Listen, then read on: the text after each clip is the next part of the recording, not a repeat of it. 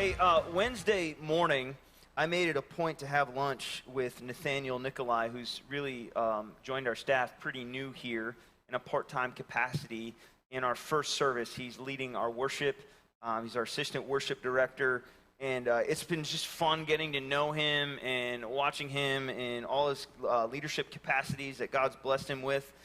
In our first service, it's great to see him continue to serve down here in second service from time to time.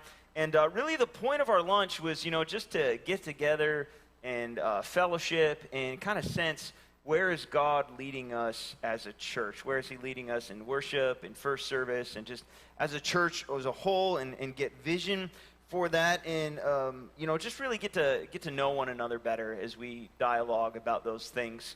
And it was interesting because when we decided where we were going to meet, he texted me Los Amigos. And in my mind, I thought, Tres Amigos. And so, I went over to Wahala at Tres Amigos, and I was, looking for him, and I couldn't find him. And that's because he was in Seneca at Los Amigos, and I looked at my phone, and I was like, oh, Los Amigos, where's that? And so I texted him. He's like, no, I'm sorry, it's across from Walmart in Seneca. And I'm like, oh, my bad, I got confused. And so I said, why don't you just go ahead and order for me? I'll have whatever you're having, and then by the time I get there, our food will be ready, and we can talk and we can dialogue. And so, it was just kind of a bad, rocky start from the beginning.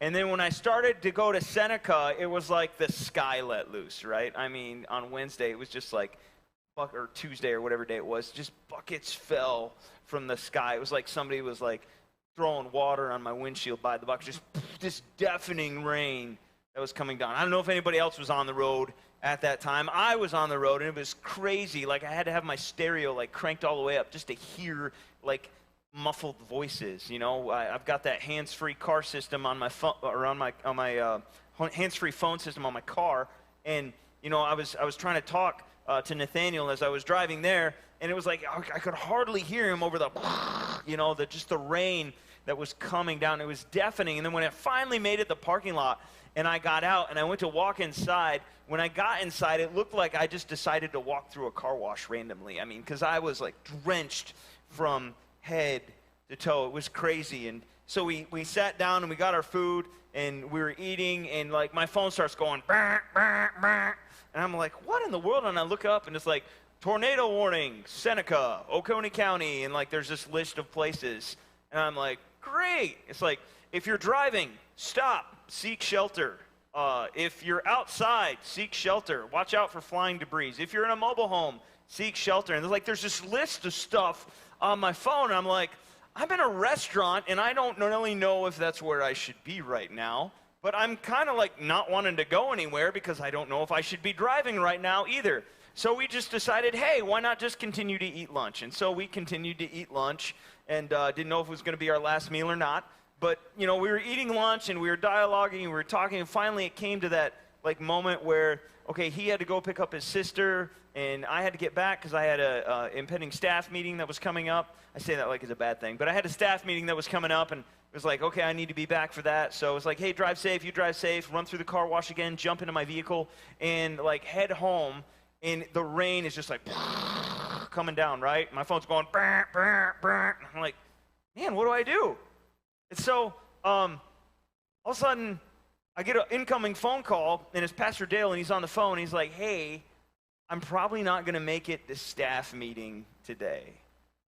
So I was like, all right, I understand there's a tornado warning. That makes sense to me. So he hangs up his phone, and it was at that moment that I started to think, maybe I need to take this a little bit more seriously than what I am. Because in Michigan, what we ever get to is a tornado watch, which basically everybody ignores because it doesn't happen.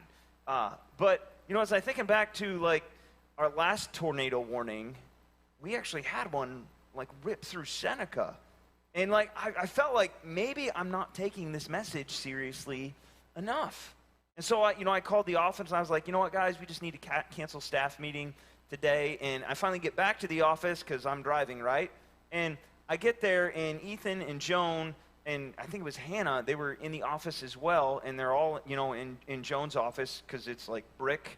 And I was like, maybe we ought to go down into Kid City. Like, we'll get down into that basement area. That's probably a really safe place to be. And so we all get up, and, I'm thinking, my house doesn't have a basement, so maybe I'll call Ashley and the kids to come over real quick, too. So we get Ashley, and Maddie comes over. Kaylin's at school. I'm thinking, what is she thinking right now? Because Kaylin, she doesn't do well with anxiety, so I'm picturing her, like, in the hallway at school screaming. Like, they had some, like, code blacks and stuff. Like, I'm just like, oh, my poor kid, I don't know what I'm going to do. But we all go downstairs in the basement, and we're down there, we're waiting, and we're down there for, like, I don't know, it felt like forever, and our phones are all going, bah, bah, bah, and it was just like, we need to take this message seriously. And as I just think about that experience this last week, and, how I was struggling to relate with the message, it got me thinking about Paul's message here in Romans 11, the defense that he's been giving over the last few chapters. And in the same way that I find implications for the tornado warning on my phone that I need to take seriously, seek shelter, stop driving, watch out for flying debris. I also find these implications for us in Paul's message in Romans chapter 11 concerning the gospel that I feel like we need to take seriously. It's kind of like the climax of the last 3 chapters. If this text message is true, if this letter is true, if the gospel is true, what are the implications? The implications for the church in Rome and for us today. Kind of like the 3 lessons from Paul's defense of the gospel. And I start off in verse 1, going to verse 6. I ask then, says Paul, did God reject his people? And we're gonna touch back on that message, but we're just gonna draw attention to it right now. We'll kind of wrap up in the same place, but he says, did God reject his people? And then Paul answers it, by no means. He says, I am an Israelite, a descendant of Abraham, from the tribe of Benjamin. God did not reject his people whom he foreknew. Don't you know what Scripture says in the passage about Elijah, how he appealed to God against Israel? Lord, they have killed your prophets and have torn down your altars. I am the only one left, and they are trying to kill me. And what was God's answer to him? I have reserved for myself 7,000 who have not bowed the knee to Baal. Baal was a foreign god. So too, at the present time, there is a remnant chosen by grace. And if by grace, then it cannot be based on works. If it were, grace would no longer be grace. And friends, the truth that we see here in this passage that Paul is so passionately pointing out is that God doesn't give up on us. God doesn't give up on us. Remember, it's been in the last 3 chapters that we have been discussing Paul's anguish over Israel because they failed to recognize God's grace. They failed to receive the promise. They missed who Jesus was, the fulfillment of the law and their salvation, and instead they embraced their own self-righteousness.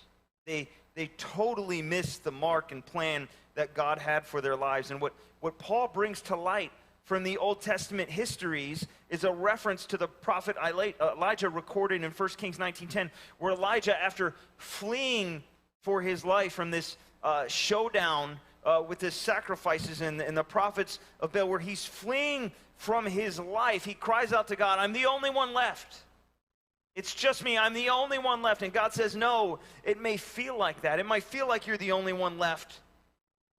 But there are still others who believe. There are still others who follow me. There's still a remnant or a portion of people that I have chosen and I've not given up on, of whom we learn from in the book of Romans would eventually come Jesus, who would live and die and rise again, making a way for all people to come to him and be saved, just like we learned in chapter 10 last week. And from time to time, my friends, I feel like sometimes we may feel like Elijah. Sometimes we may feel like we're the only one left, or like God has given up on us, that our prayers and our actions have been all for naught. I mean, I watch the news. I listen to the news, and it doesn't take long to feel that way.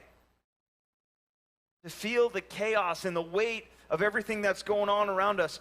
But we see from Paul's letter, we see from the gospel that God didn't give up on us. that God doesn't give up on us. If the gospel is true, friends, and God doesn't give up on us, then we don't want to give up on people either. We don't want to quit on people either. If the gospel is true, we don't want to give up. And what I mean by that is we don't want to come to a place where we look at the world and the people around us and we go, they're too far gone. What difference does it make? Why try? Let's just separate ourselves and hole up and do the best we can. Because as we read in Romans 11, that's not what God did with Israel, and it's certainly not what he did with Paul. I mean, if you think about it, Paul says here, I am an Israelite myself. I'm a descendant of Abraham. I'm of these people of whom I'm chastising, of whom I'm saying rejected God. That's me. These are the people that I'm writing about. That's me. Remember in Acts, all the Christians who followed Jesus originally, they feared Paul, who was then called Saul, because he was out throwing followers of Jesus and Christians in prison. You read Acts 8 and 9, he stood by giving his approval when they murdered followers of Jesus in the street, followers like Stephen. People were fleeing Jerusalem and the surrounding area out of fear for their lives because Paul was looking for them. And then one day, Paul was on his way to do this very thing, and he met Jesus.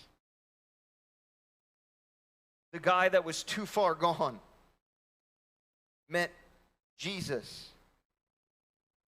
And Jesus directed him to a man named Ananias. And together they went to the disciples. And now here's Paul writing to the church in Rome. And this mixture of Jews and Gentiles. God didn't give up on me. And he's not going to give up on you. Because he's faithful. Because he's gracious. And he gives us chance after chance after chance, affording us the opportunity to turn to him. And I guess it just makes sense to me that if God didn't give up on Jesus persecuting people like Paul, then neither should we. We shouldn't give up on God, and we shouldn't give up on people. He knows how far gone they are. He knows how far gone we are. Or that friend, or that family member, or that neighbor, or that classmate that you have, and you feel like, man, it's going to take a miracle. It's going to take a miracle. Don't quit praying for them. Don't quit loving them. Don't quit putting yourself in their company or space.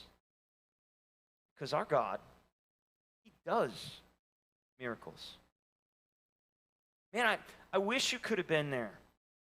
I wish you could have been there when, at my last church, this lady came to me.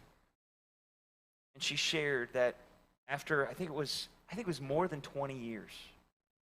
It was more than 20 years of conversations and praying for her brother, that he finally made a decision to follow Christ. And as she shared, her eyes just filled with tears because she realized that in that moment, it was worth it. It was worth all those spiritual conversations that constantly seemed to be falling on deaf ears, right? It was worth all those prayers that just seemed to not be answered, or that seemed to fall short. It was worth the effort. It was worth the pursuit. It was worth the struggle.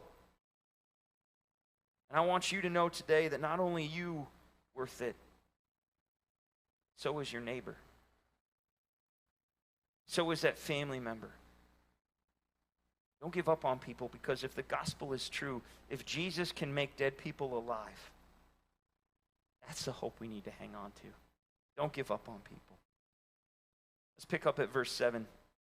This is actually my favorite portion of the text today. It's hard, but it's good. Paul says, "What then? What the people of Israel sought so earnestly, they did not obtain. The elect among them did, but the others were hardened. As it is written, God gave them a spirit of stupor, eyes that could not see and ears that could not hear, to this very day. And David says, may their table become a snare and a trap, a stumbling block and retribution for them. May their eyes be darkened so they cannot see, and their backs be bent forever. Man, that sounds fun, doesn't it? And yet here is what we see of the picture that Paul paints from the Old Testament prophets. It's a picture of lethargy. It's a picture of numbness, as in people, gathered around a table for a great feast, right? How many of y'all like gathering around a table for a great feast? I'm in, sign me up. I want to be a part of that connection group, right?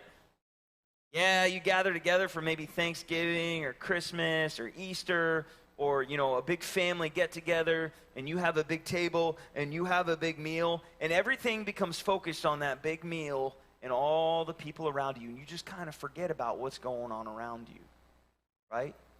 You're eating lunch in the middle of a tornado warning. You just forget about what's going on around you. You lose sight of the possibility of anything being able to possibly disrupt that meal. These were the Jews. These were the people of God. As theologian William Barclay says, they were so secure, so self-satisfied, so at ease in their confidence of being the chosen people, that very idea had become the thing that ruined them. They thought they were untouchable. They were the people of God. And they became complacent. And after they became complacent, they became compromising. And after they became compromising, they fell, living in physical and political bondage to foreign nations. Even at the time that this letter is being written to the nation or the people of Rome, backs bent for so long, now they could no longer see. Told you it was a fun passage. This morning I got up to take my dog out to let him go to the bathroom, and when I walked out the garage door, I saw a deer, and it threw its tail up, and it ran off into the woods, and I was excited. I was like, woohoo, yeah, deer season's on its way. And I began to think about that, and then, I was thinking about deer season this week, and remembering a time when I was about 17 years old, and I was sitting right in a stand by Big Deer Creek. I thought that was the coolest name for a creek ever. That's where I hunted, by Big Deer Creek. And I was in this old big oak tree in this wooden stand about 15, 20 feet in the air. It was a really comfortable stand, and I was sitting there. And I'd gotten up early in the morning, had my layers of clothes on. It was early October, so it was cold in the early part of the day, but getting hot out in the later part. And 7:30 went by, and 8 o'clock went by, and 8:30, and 9 o'clock, and I don't think I even saw a squirrel. It was just like a boring hunt. And as the sun started to shine through the crisp fall leaves and the colors and those kinds of things, I began to get warm in my layers of clothing. Then I started to deal with the nods. Anybody ever had the nods before? Sometimes you have a struggle with the nods on Sunday morning, don't you? Right? Right? Don't laugh, that's not funny. So, right? I'm in my tree stand, I'm supposed to be deer hunting, and all of a sudden, wake up. Right, again? And then I get to the point where I'm talking to myself, and I'm probably not going to see anything. Right? There's no squirrels, there's no nothing, it's boring. All the deer are probably bedded down somewhere, and nothing's going to come by me. And I start thinking, I've got my safety harness on, I'm wiggling around. I'm like, yeah, I'm pretty tight in this tree. There's this big branch that's growing out of the side that, I can grab if I need to. And I was like, I'm just going to close my eyes for a minute, So I shut my eyes. And then I'm startled because I hear, and stomp, stomp. If you don't know what it means you're busted, right? I lost my focus, and this deer picked me off. The only deer that I saw or heard that morning, and it ran off. And no back straps for Timmy. I went home defeated. And I went home defeated because I had been too comfortable. I went home defeated because I had become too complacent. I lost my focus. And friends, if the gospel message is true, If Jesus really did live and die and rise again and promised to come back to get us like we read about in the book of Revelation, man, we don't want to become complacent. This is so much more important. We don't want to become complacent. If the gospel is true, we don't want to be complacent. We don't want to become so comfortable in our job settings, and in our recreational pastimes, and in our family, and our friend circles, that we forget about the fact we're supposed to be becoming more like Jesus. We don't want to forget about the fact that we're supposed to be living on mission so others can find out about Jesus. We don't want to forget about the danger, to the point that we forget about the enemy, whom the Apostle Paul says the Apostle Peter says in 1 Peter 5:8, prowls around like a roaring lion, looking for someone to devour. Friends, complacency is dangerous. Being comfortable is a dangerous place for us to be. It keeps us from being effective. And so instead, we need to be focused on becoming more like Jesus and joining him on mission and keeping our priorities in mind, keeping that focus in front of us. Priorities like, how do I grow as a follower of Jesus? How do I do that? Am I spending time with God daily in his word?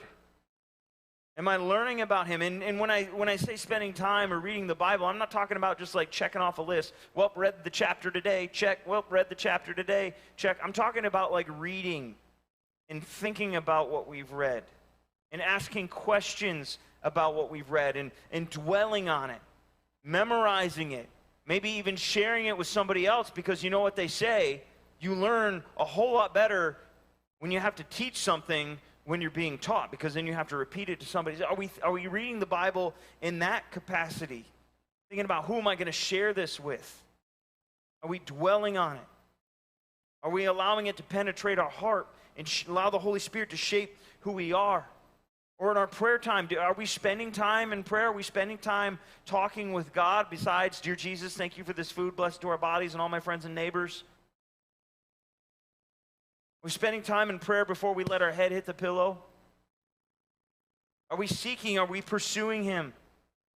Do we want to know him in a deeper way? Are we living in community? You know, because spiritual growth happens great on our own, but I always find that I'm challenged and I grow more when I spend time with people, when I'm in a community that's focused on growth. That's why I think connection groups are so important. Or how about this? You know, not only how am I growing as a follower of Jesus, but how am I helping other people grow? That's a priority too. How am I helping other people grow? Am I in contact with my neighbors and the people around me? Do I engage in spiritual conversations with them? Do I serve and help people inside and outside the church with the love of Jesus Christ? Am I going like Jesus has called me to do? Or have we just fallen into this comfortable routine? This routine of, I like it where I'm at, you know? Pretty safe, pretty secure up here in my tree stand. I'm good. Paul seems to be concerned. And if Paul's concerned about our comfort and our complacency, then I think maybe we ought to give it some thought. Maybe we ought to be concerned about it too. I don't know why I like that passage of Scripture the most today, but I do. So if you remember anything else today, I would challenge you to remember that. But yet, when we come to this third implication, this third lesson from the defense that Paul's given us in the last few chapters regarding the gospel, not only understanding that God didn't give up on us, not only understanding that we ought to not give up on us, not only understanding our need to stay focused in place of complacency, but here we find one of Paul's primary purposes in this section. And again, it's kind of a picture, but he qualifies it in verse 11 just a little bit. He says, again I ask, did they stumble so as to fall beyond recovery? Right?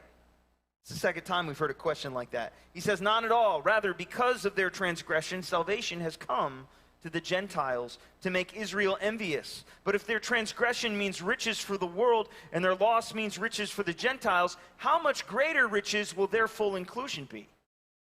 Again, I'm talking to you Gentiles, inasmuch as I am an apostle to the Gentiles, to you, I take pride in my ministry in the hope that somehow this may arouse my own people to envy and save some of them. For if their rejection brought reconciliation to the world, what would their acceptance be but life from the dead? If part of the dough offered as first fruits is holy, then the whole batch is holy. If the root is holy, so are the branches. And then we get this picture. If some of the branches have been broken off, and you, though a wild olive shoot, have been grafted in among the others and now share in the nourishing sap from the olive root, do not consider yourself to be superior to those other branches. If you do, consider this: you do not support the root, but the root supports you. You will say then, well, branches were broken off so I could be grafted in. Granted, but they were broken off because of unbelief. And you stand by faith. Don't be arrogant. Tremble. For if God did not spare the natural branches, he will not spare you either. Consider, therefore, the kindness and sturdiness of God. Sternness to those who fell, but kindness to you, provided that you continue in his kindness. Otherwise, this is the warning, you also will be cut off. And if they do not persist in unbelief, they will be grafted in, for God is able to graft them in again. After all, if you were cut out of an olive tree that is wild by nature, and contrary to the nature were grafted into a cultivated olive tree, how much more readily will these, the natural branches, be grafted in to their own olive tree? Certainly a complex passage of Scripture, a long passage that we could spend lots of time in. But what Paul seems to be elaborating on here with this picture of this olive tree is the kindness of God. The kindness of God, where once they, being the Gentiles, were not included in this tree, not included in the people and promise of God. Remembered, now they are. And it would be very easy for them to follow the same pattern of the Jews and become arrogant and stumble, like we read in verse 11, right? Hey, look at me. Look at me. Look where I am. I'm in the tree now. I'm part of the chosen people of God. What happened to you? I don't see you in the tree anymore. Look at me. Look at where I am in my secure position. This could especially be the case since the church in Rome, as the Gentiles were the majority, right? They outnumbered the Jews. But Paul says, hang on a minute. He says, where would you be without them? Where would you be without the roots of the tree that you've been grafted into? And here he's referring to the patriarchs, to Abraham, to Isaac, and Jacob, who first had faith in God, who he appeared to and made promises true. He's saying without the roots, there is no tree. Without the roots, there is no tree. So don't be arrogant. Don't be arrogant. In fact, Paul declares God is using them to stir up a desire in the Jews to turn to him again so that even more can be saved.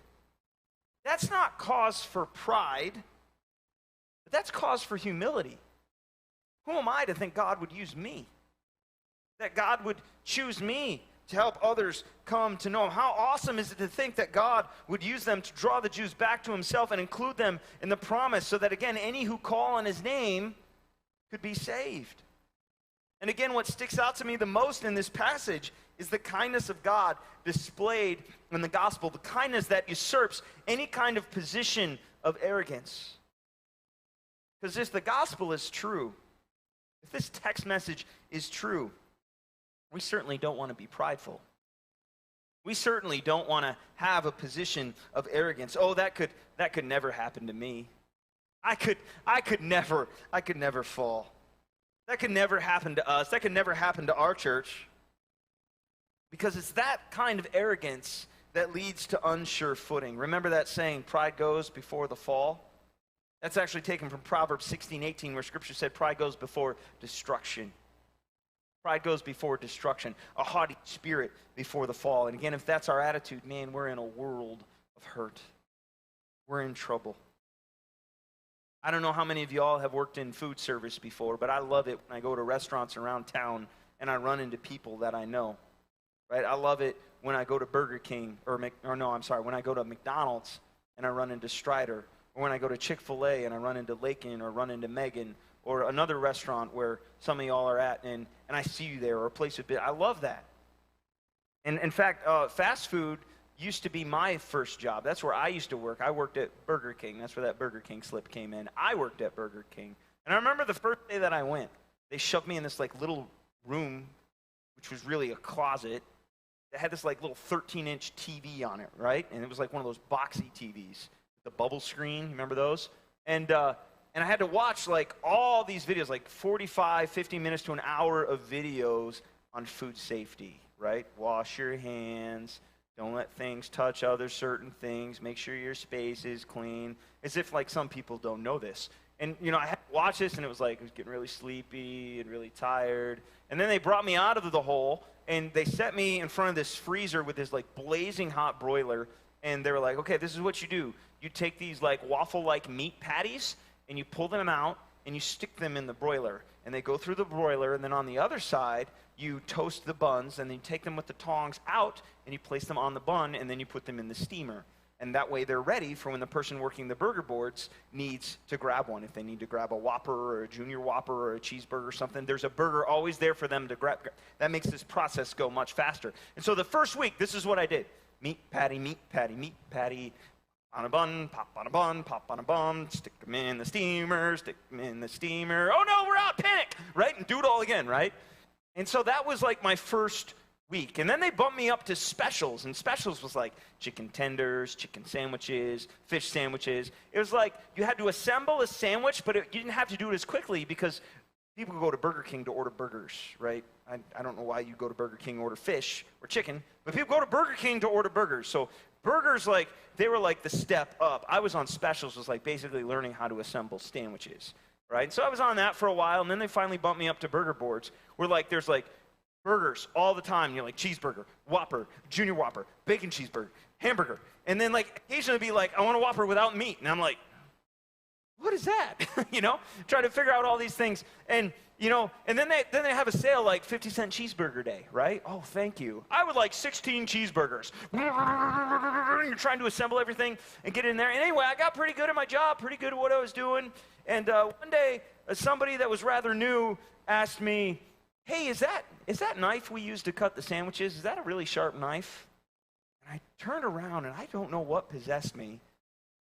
But here, I'm a hunter. I'm in the woods. So when I have a sharp knife, it's a sharp knife. You know, when I'm cutting fish, it's a sharp knife. And I grabbed the sandwich knife, and I was like, no, this is not a sharp knife. And I took my hand, and I took the knife, and I ran it right through the crease of my hand, right? And I did it once. No problem, it was fine. But I couldn't just do it once, right? I thought, yeah, it's a dull knife. I did it again, run through the crease of my hand. Nothing, no problem. Third time, run it right through. Only this time, I put a cut on my palm from the top to the bottom. Blood. Just not good, right? And I'm running back to the sink, and I'm like, putting all this stuff on my hand and like clean it up, bandage it, and now I'm like trying to make burgers with one hand. Arrogance leads to poor decision-making and ruin. As Paul wrote to the church in Corinth, so if you think you're standing firm, be careful.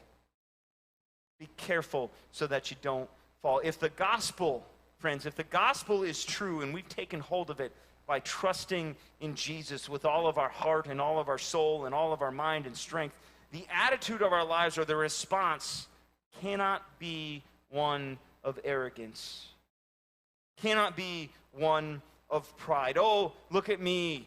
Look at how secure I am. Look at how much better I am than you.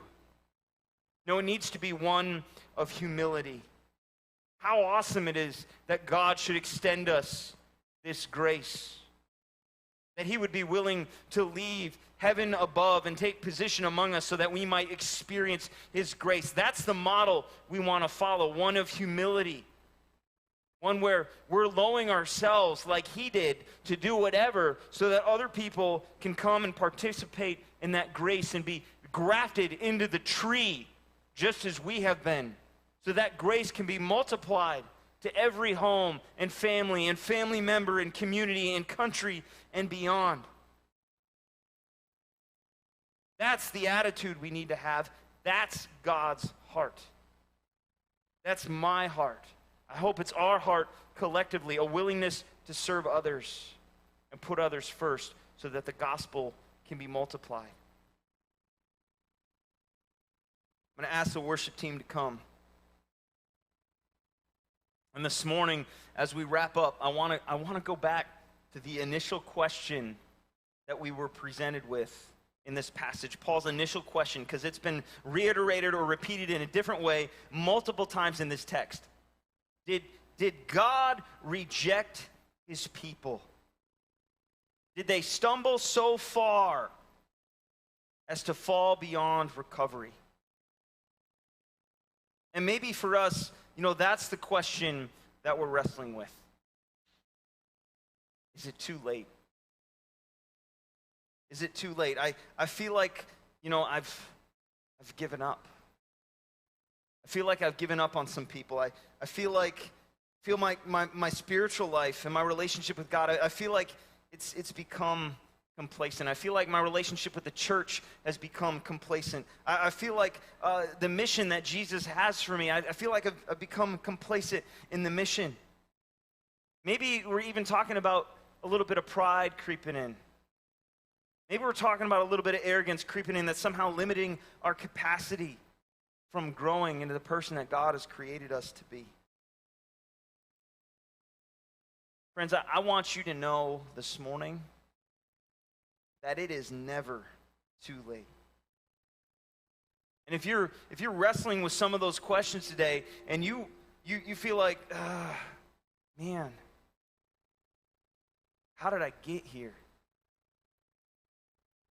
I don't know, but if you're wrestling with some of those questions, and you're like, I just need a touch from God.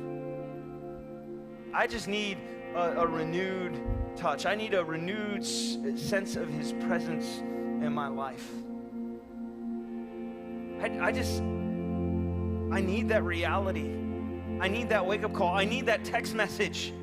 I need that warning signal in my life. Because, man, I've grown too comfortable. Man, if that's you, I would invite you to just take a moment in this space to say to God, man, I don't want to be here. God, I need your touch. I need it more than ever. I need it more than I've ever experienced in my past. And whether that's something you want to come up here in this space and do, or something you want to sit in your seat, however the Spirit leads you, I encourage you, be obedient to the Spirit. Be obedient to the Spirit. Call out to Jesus. Say, God, I want to touch your ear today.